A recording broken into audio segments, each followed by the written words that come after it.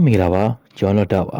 ဒီနေ့မှာကျွန်တော်ရဲ့ favorite game ဖြစ်တဲ့ Pamphlet Survey 2ရဲ့ mode တစ်ခုဖြစ်တဲ့ Pamphlet Survey 2 Reflower အကြောင်းပြောပြပေးသွားပါမယ် Pamphlet Survey 2 Reflower က fan တွေလောက်ထားတဲ့ mode တစ်ခုဖြစ်ပြီးတော့ Pamphlet Survey 2 official game ရဲ့လူတွေမကြိုက်တဲ့အချက်တွေဖြစ်တဲ့ micro transaction advertisement နဲ့ level system တွေမပါတဲ့ mode လည်းဖြစ်ပါတယ်ဒါတွေပြီးအခြားရတယ်လည်းချီရတဲ့ကြောင့်မလို့အဲ့ရတွေကဘာတွေဖြစ်မယ်ဆိုတာတစ်ချက်ကြည့်လိုက်ရအောင်ပထမတစ်ခုကတော့ war extended level ပါ Pamphlet Survey 2 official မှာ war box တွေကိုရှိပြီးတော့ war တစ်ခုချင်းစီမှာအနည်းဆုံး level 20ခုကနေ35ခုထိရှိပါတယ် Pamphlet Survey 2 Refresh မှာတော့အဲ့ war တစ်ခုလုံးမှာရှိပြီးသား level တွေပြင်နောက်ထပ်အသစ်ထည့်ထားတဲ့ level တွေလည်းရှိနေပါတယ်အဲ့ level တွေကကစားရင်အပင်တွေရနေတယ်လို့ zombie တွေတွေ့နေတယ်တွေ့ရမှာဖြစ်ပါတယ်ဒါပြင် boss level တွေတော့ပါပြီး boss တွေရဲ့လူ skin လောက်ထားတဲ့ပုံစံတွေလည်းတွေ့ရမှာဖြစ်ပါတယ်နောက်တစ်ခုကတော့ new war ပါ Pamphlet Survey 2 Refresh မှာ original war တစ်ခုအပြင်နောက်ထပ် war 3ခုလည်းရှိပါတယ်အဲ့ဒါတော့ holiday match Strain နဲ့ collagenous ခဏပွဲတွေပဲဖြစ်ပါတယ် holiday match Christmas Easter egg Valentine ချင်းနေစတဲ့ event တွေပဲတခြား event တွေနဲ့ live ဖဲတဲ့ level တွေပါဝင်ပြီး mini boss တွေကိုပထမဆုံးမေးဆက်ပေးခဲ့တဲ့ war တစ်ခုဆိုလည်းမဟုတ်ပေါ့ mini boss တွေတော့ Infinity K10 Z match Professor Brainstorm Zombie Multi Implicity Zomba ဒီ zombie ကိုတစ်ချက်မှတ်ထားပဲဘာလို့ဆိုတော့နောက်ပိုင်းအရေးကြီးတဲ့ခန်းကဏ္ဍနဲ့ပါလာမဲ့ zombie တကောင်မို့လို့ပါဒီ mini boss တွေအပြင်တခြား event တွေမှာလည်း mini boss တွေကလည်းထက်ချိနေပါသေးတယ်နောက်တစ်ခုကတော့ Sting Age ပါ Sting ရဲ့ original က Pamphlet Survey 2 China ကနေလာတာဖြစ်ပြီး Reflower မှာတော့ပုံစံတစ်မျိုးနဲ့ကစားလို့ရမှာဖြစ်ပါတယ်နောက်ဆုံးကတော့ collagenous cannibal ပါ collagenous cannibal Pamphlet Survey 2 Reflower developer တဲ့ကိုယ်တိုင်ဖန်နေတဲ့ war တစ်ခုဖြစ်ပြီးတော့လောလောဆယ်နောက်ဆုံး war တစ်ခုဖြစ်ပါတယ်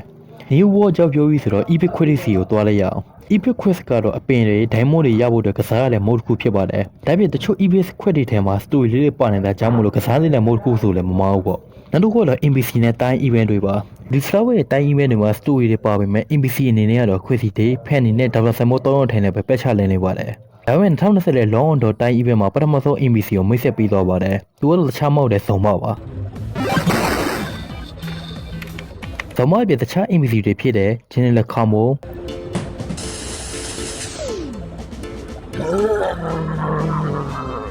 တနန်နီ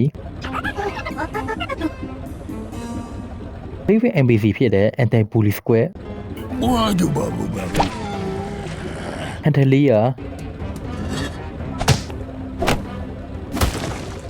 Lucky Misinformationဝီဒီတွေပဲဖြစ်ပါတယ်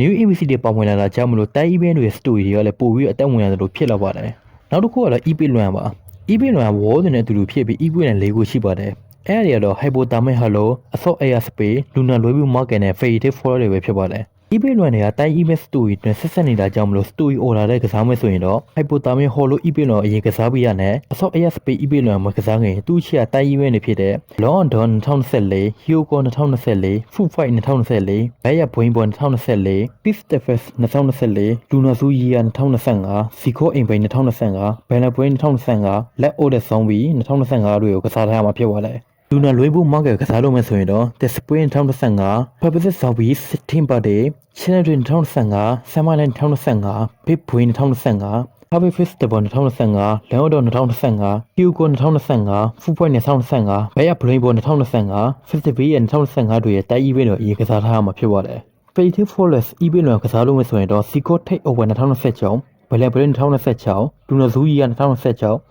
လက်အိုတဲ့ဆိုဝင်2026လက်စပွင်းကျင်း2026တွေရဲ့တိုက်ပြီးတော့အရေးကစားထားမှာဖြစ်ပါတယ်။ဒါတွေအားလုံးကစားပြီးတော့ရင်တော့ Pamphlet Survey 17 Party Charity 2026တွေကစားရမှာဖြစ်ပါတယ်။ခုပြောရတဲ့ဟာတွေကတိုက်ပြီးနဲ့ eBay လွန်တွေကို story order တဲ့ဘာတွေအရင်ကစားမလဲဆိုတော့ပြပြပြီးတော့ဖြစ်ပါတယ်။နောက်တစ်ခုကတော့ shop ပါ။shopမှာ micro transaction မရှိတာကြောင့်မလို့ diamond နဲ့ coin ဝယ်သုံးလို့ရမှာဖြစ်ပါတယ်။ diamond နဲ့ premium အပင်တွေ epic quest နဲ့ eBay လွန်တွေကိုဖွင့်ရမှာ item တွေဝယ်လို့ရမှာဖြစ်ပြီး coin တွေကတော့အပင်ရဲ့ skin တွေ gameplay တွေအတွက်ထောက်ကူဖြစ်တဲ့ဖလားတွေဝယ်လို့ရမှာဖြစ်ပါတယ်။နောက်တစ်ခုကတော့ penny challenge ပါ။ penny challenge တပတ်မှတစ်ခါလာပြီးတော့ Pamphlet Survey 2 Refresh မှာအခက်ဆုံး level တွေထဲတစ်ခုလည်းဖြစ်ပါတယ်။နိုင်တော့ coin 1000ရပြီးချုံးရင်တော့ demo set လုပ်ပြီးနောက်တော့ထက်ကစားရမှာဖြစ်ပါတယ်။နောက်တစ်ခုကတော့ Pamphlet Survey 2 Refresh ကိုဘယ်လို download လုပ်ရမလဲ။ဒါတော့ PPC AB fan ရဲ့ DB ထဲမှာ download ဘယ်လိုလုပ်ရမလဲဆိုတော့ပြပြပေးထားပါတယ်။ဗီဒီယိုရဲ့ link ကိုတော့ description မှာချပေးထားပါတယ်။အော်ဒါနဲ့ပြောရမယ်။ PPC AB fan Pamphlet Survey 2 Refresh ရဲ့ lead developer နဲ့ project director တယောက်ဖြစ်ပါတယ်။ကဲ Pamphlet Survey 2 Refresh အကြောင်းပြောပြီးဆိုတော့ DB ဒီမှာပဲအဆုံးသတ်လိုက်မှာပဲ။ကြည့်ရှုပေးတဲ့ကျေးဇူးတင်ပါတယ်။နောက်ပြီးကြပြန်တွေ့ကြမယ်။ကောင်းသောနေ့လေးပတ်စံနေကြပါစေ။